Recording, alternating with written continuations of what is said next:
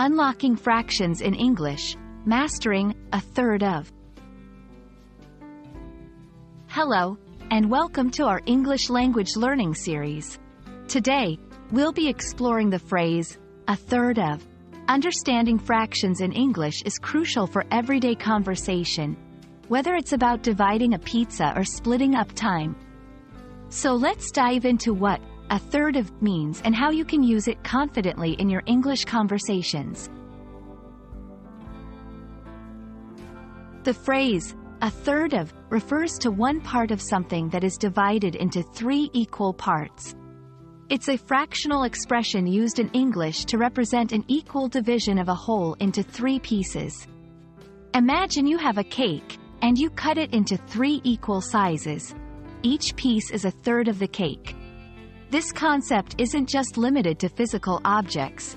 It can apply to abstract ideas like time or quantities as well.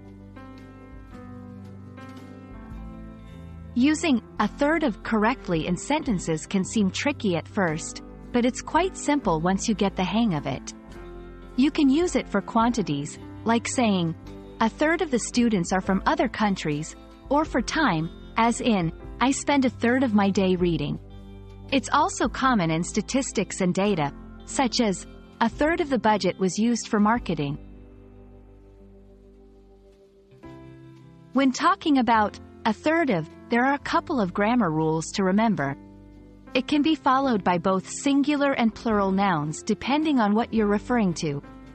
Use a singular noun when you talk about a third of a singular item or concept, like, a third of the population.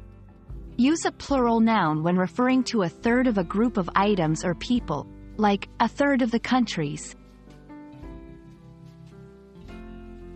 Sometimes learners of English may confuse when to use a third versus thirds.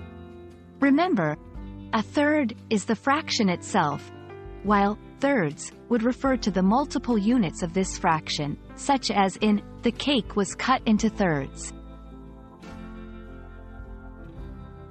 Let's put our knowledge into practice with a few examples. Incorrect. She ate 3/3 of the cake. This means she ate the whole cake, not a part of it. Correct. She ate a third of the cake. Now it's your turn to try. Take a moment to think of sentences using a third of and write them down. That's it for our lesson on a third of. We hope this video has shed light on how to use this common English phrase accurately. Keep practicing, and you'll be using it like a native in no time. If you found this video helpful, please like and subscribe for more English language tips. See you next time.